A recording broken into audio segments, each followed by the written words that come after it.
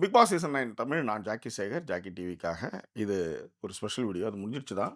பட்டு 3வது runner up விக்கல் விக்ரம் வந்து வெளியே வந்ததுக்கப்புறம், அவருடைய அந்த விக்கல்ஸ் குழு அந்த விஷயங்கள்லாம் பண்ணி, அதில் சில வீடியோக்கெல்லாம் போட்டு இப்போ இன்டர்வியூக்கு வந்திருக்காங்க. ஸோ அந்த இன்டர்வியூவில் கலாட்டாவில் கொடுத்த வீடியோ, அந்த இன்டர்வியூ பற்றி தான் இந்த எபிசோடில் வந்து பேச போகிறோம். ஸோ விக்கல் விக்ரம் வந்து கூடுமான வரை டீசெண்டான ஒரு கேம் தான் வந்து விளையாண்டார். அதில் வந்து மாற்றம் கிடையாது. நிறைய இடங்களில் வந்து சில சில பல விஷயங்கள் பண்ணார். ஆனால் அதெல்லாம் கேம்லாம் முடிஞ்சிச்சு. It's all in the game. அதாவது எட்டி உதச்சி வீழ கத்தாடுறதே வந்து அது வந்து கேமு.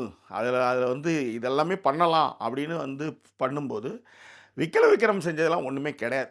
அப்படி தான் அதை எடுத்துக்கணும். ஸோ இந்த இன்டர்வியூவில் அவர் என்ன பேசினார், நம்மளுடைய கருத்துக்கள் என்ன அப்படின்றத கொஞ்சம் பார்க்கலாம். ரைட்டா? ஸோ விரிவான ஒரு பார்வைக்கு ஸ்டே டியூன் வித் அஸ்.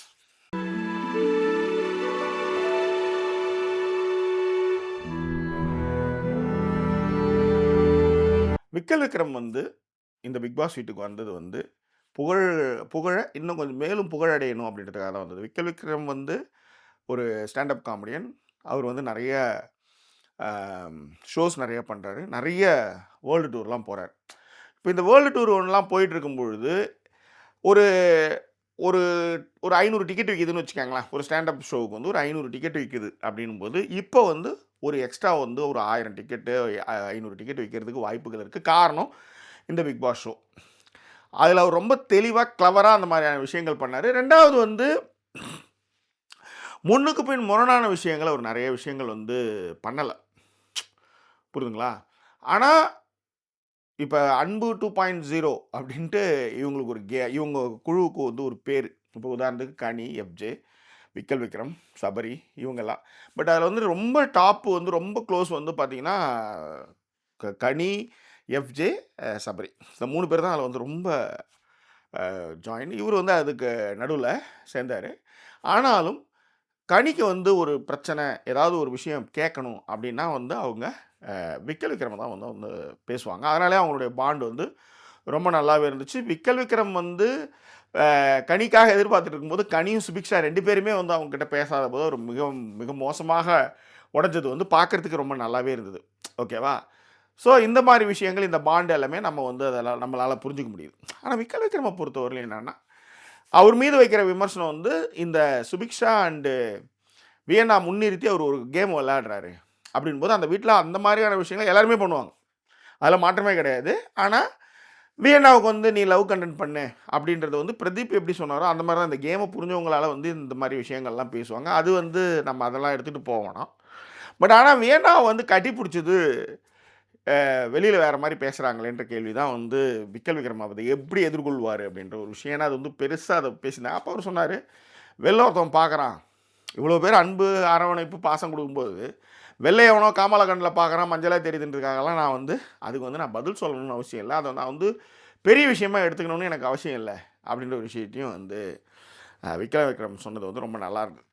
2வது விக்ரமை பொறுத்தவரையிலையும் அவருடைய மைண்ட் செட்டு அதிகபட்சம் 35 நாள் 45 நாள் இருந்துட்டு கிளம்பிடுவோன்றது தான் அவருடைய மைண்ட் செட். ஆனால் அவர் வந்து 3rd ரன்னரப்பாக வருவார், சீசன் 9ல் 3rd ரன்னரப்பாக வருவார் அப்படின்றது வந்து அவரால் எதிர்பார்க்கவே இல்லை. ஆனால் ஒரு சில இடங்களில் வந்து தன்னை இழந்தார். முக்கியமாக வந்து திவ்யாவுக்கும் அவருக்குமான சண்டையில் வந்து தன்னை இழந்தார். முக்கியமாக திரும்ப திரும்ப திரும்ப திரும்ப போய் திவ்யா கிட்ட வந்து தன்னை வந்து நிரூபிக்கிறதுக்காக போராடினார்.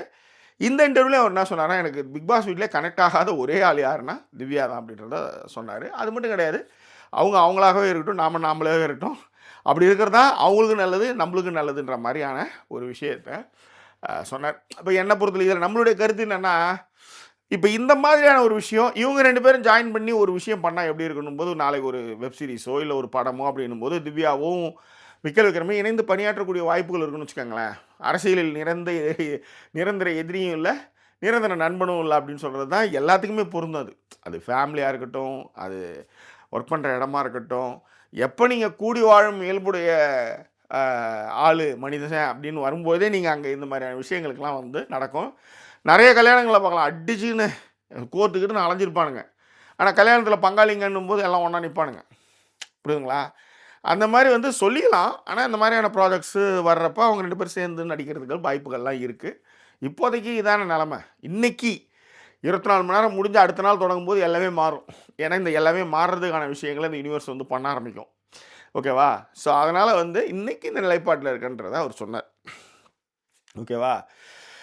என்ன நீங்கள் மாற்றத்தை அடைஞ்சிங்க அந்த பிக் பாஸ் வீட்டில் அப்படின்னும்போது, கண்ணால் நம்ம பார்த்தது வந்து என்னென்னா, அவர் வந்து உடம்பு ஃபுல்லாகவே குறைஞ்சிச்சு ஒரு கட்டத்தில். அதான் சொன்னார், 15 கிலோ குறைஞ்சி வந்திருக்கேன் அப்படின்றது தான் வந்து பிக் பாஸ் வீட்டில் இருக்கிற மாற்றம். யாரை நீங்கள் ரொம்ப மிக்ஸ் பண்ணுறீங்க அப்படின்னும்போது, உண்மையிலே அந்த வீட்டில் 3 பேர் வந்து பிக் பாஸ் குரலுக்கு பெரிய மரியாதை கொடுத்தாங்க. ஒன்று வந்து விக்கல் விக்ரம், 2வது வந்து கானா வினோத், 3வது சுபிக்ஷா, 4வது கனி வருவாங்க. பட் ஆனால் இந்த 4 பேர், நான் சொன்ன இந்த 4 பேருமே எனக்கு தெரிஞ்சு பிக் பாஸ் குரலுக்கான மரியாதையை வந்து கொடுப்பாங்க. அதே மாதிரி அவர் சொன்னால் கூட எமோஷனாக கனெக்ட் ஆகி அடற ஆட்களும் இவங்க தான். எமோஷனலாக கனெக்ட் ஆகி அந்த மாதிரி அந்த குரலுக்கான மரியாதை. அதனால தான் நான் வந்து பிக் பாஸ் வீட்டில் என்னத்தை மிக்ஸ் பண்ணிக்கும்போது சத்தியமாக சொல்கிறேன், யாரையுமே மிஸ் பண்ணல. வெளில வந்துமே அப்பா அம்மா பொண்டாட்டி எல்லாரையும் பார்த்தா அதுவே போதும். நான் வந்து ஒரு 100 நாள் போனேன். அந்த எக்ஸ்பீரியன்ஸை வந்து என்னால் மறக்கவே முடியாது. அதில் மாற்றுக்கிறதே கிடையாது. ஆனால் மிஸ் பண்ணேன்னு பார்த்தா குரல், அவர் பிக் பாஸ் தான் நான் மிஸ் பண்ணுறேன். மற்றபடி வந்து அந்த வீடு வந்து இன்னும் பெருசாக, ஏன்னா ஹீ இஸ் வெரி கால்குலேட்டிவ். அவர் என்ன இப்போ இதுக்காக போனாருன்றது நான் ஏற்கனவே சொன்ன மாதிரி ஒரு 500 டிக்கெட் எக்ஸ்ட்ரா வந்தால் போதும், ஹாப்பி. அதில் ஒரு 4 பேர் எக்ஸ்ட்ராவை கூப்பிட்டு போகலாம், அவங்களுக்கு ஒரு சம்பளத்தை கொடுக்கலாம், இன்னொருத்தவனுடைய வாழ்க்கை, அந்த மாதிரியான ஒரு விஷயம் தான் அவர் வந்து எதிர்பார்த்தது. அது அவருக்கு நல்லாவே கிடச்சிதுன்றது தான் அவர் வந்து சொல்கிறது. இப்போ திவ்யாவுக்கு வந்து எப்படி பார்க்குறீங்க அப்படின்போது கனெக்ட் ஆகலைன்னு சொன்னார் இல்லையா, அதுதான். அடுத்தது வியன்னா ஹக் பண்ண விஷயத்துக்கும் அவர் வந்து அதை போல்டாகவும், அது எப்படி சொல்கிறது, அதாவது பால் தூக்கி போட்டால் அவங்க மேலே திருப்பி பாலை போடுவாங்கள்ல, அந்த மாதிரி விஷயத்த அவர் அழகாகவே பண்ணியிருந்தார். எங்கே நீங்கள் உடஞ்சி அழுதிங்க, எங்கே நீங்கள் ரொம்ப உடஞ்சிட்டிங்க அப்படின்னும்போது அவர் சொன்னது வந்து இந்த வியன்னாவுடைய வாலி மேட்ரு. அது வந்து ஒரு 3-4 நாள் ஆயிடுச்சு நான் வெளில வரத்துக்கு. ஏன்னா ரொம்ப நெருக்கமானவங்க செய்யும்பொழுது தான் ரொம்ப வலிக்கும். மற்றவங்க இப்போ பாரு செய்கிறாங்க, கமிருதி செய்கிறாங்க, அவங்க இயல்பு தான், அவங்க ஏதோ ஒன்று பண்ணாங்களா கூட மனசுக்கு ஆறிடும். ஆனால் நம்ம கூடயே இருந்து நம்ம கூடயே எல்லா விஷயங்களையும் பகிர்ந்துக்கிட்டு எல்லாத்தையும் இப்போ பேசிக்கிட்டு இருக்கிற ஒருத்தவங்க வந்து டக்குன்னு இந்த மாதிரியான ஒரு நிலைப்பாடுக்கு போகும்போது கூடயே இருந்து முதல்ல குத்துறத வந்து யாராலையும் எதிர்பார்க்க முடியாது. அப்படியான ஒரு விஷயமாக தான் வந்து விக்கல் விக்ரம் வந்து அந்த வியன்னா அந்த பக்கெட் மேட்டர் வந்து அவங்க வந்து சொன்ன விஷயம் அதுதான். அதுதான் என்ன நிலைக்குலைய வச்சிடுச்சு. ஒரு 3-4 நாள் ஆயிடுச்சு அதில் நான் வெளியே வர்றதுக்கு அப்படின்னு ஒரு விஷயத்தையும் அதில் வந்து சொன்னார்.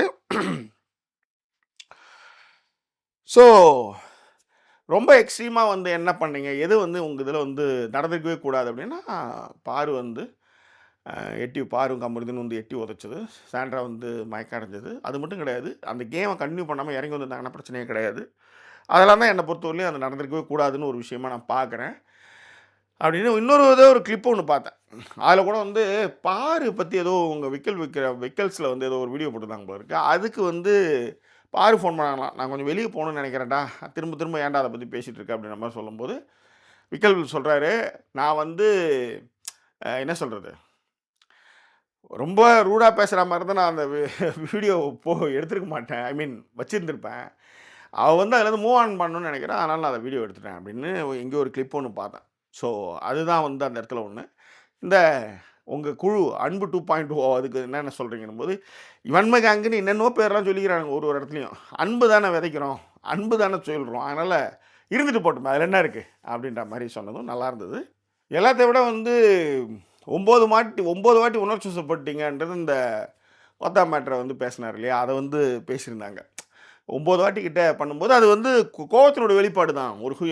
ஒரு ஒரு மனிதாபிமானம் மற்ற முறையில் நடக்கும்போது அதை பேசுறது வந்து சரிதான் அப்படின்ற மாதிரி தான். அது எல்லாருமே அதை வந்து ஒரு பெருசாக இருக்கலாம். ஆனால் விக்கலுக்கிறவங்க சொல்கிறாரா, நான் இதை விட நிறைய விஷயம் ஒன்று பண்ணேன், ஆனால் இதை தான் வந்து பெரிய விஷயமா பேசிகிட்டு இருக்காங்க அப்படின்றதையும் அவர் வந்து சொன்னார். அதை விட கனிக்கிட்ட என்ன பேசிகிட்டு இருக்கீங்க அப்படின்போது அவர் சொன்னார், கனியும் நானும் எல்லாம் வந்து நாங்கள் இந்த வெளியில் வர வீடியோக்களை பற்றி தான் நாங்கள் வந்து ரொம்ப பேசிகிட்டு இருந்தோம். ஒரு வீட்டில் ஒரு விஷயம் நடந்தது, அந்த விஷயத்தை மியூசிக் போட்டு வேறு மாதிரி போட்டு அதை இந்த ஹேட்டாக வந்து இன்னும் ரொம்பவும் அதை வந்து அசிங்கப்படுத்திட்டு இருக்காங்க. இப்போ உதாரணத்துக்கு வியன்னா ஹக் வந்து எனக்கு தெரியும், வியன்னாவுக்கு தெரியும். ஆனால் இப்போ நான் அதை கடந்து போனால் கூட வியன்னாவோடைய சைட்லேயும் வியன்னா ஃபேமிலி சைட்லேயும் அதை எப்படி பார்ப்பாங்க, அந்த மாதிரி விஷயந்தான் நாங்கள் வந்து கனி கூட நாங்கள் வந்து பேசிகிட்டு இருந்தோம் அப்படின்ற ஒரு விஷயத்தையும் அவர் வந்து சொன்னார். ஸோ எனிவே அவர் என்ன நோக்கத்துக்காக உள்ளர போனாரோ அந்த நோக்கம் வந்து அதில் வந்து நிறைவேறிடுச்சுன்னு தான் நான் பார்க்குறேன். நான் அதான் ஏற்கனவே சொன்ன மாதிரி 1000 டிக்கெட்ன்றது 1500 டிக்கெட்டாக போகும்போது அவருக்கு ஹாப்பி தான். இன்னொன்று பிக் பாஸ் ஃபேம்னும் போது வியூஸ் அவங்க பண்ணுற வியூஸும் இன்னும் கொஞ்சம் நிறையா போகும். ஸோ அதில் வந்து அவர் வந்து சக்ஸஸ் ஆகிட்டார் அப்படின்றது தான் இங்கே நம்ம சொல்லக்கூடிய விஷயம்.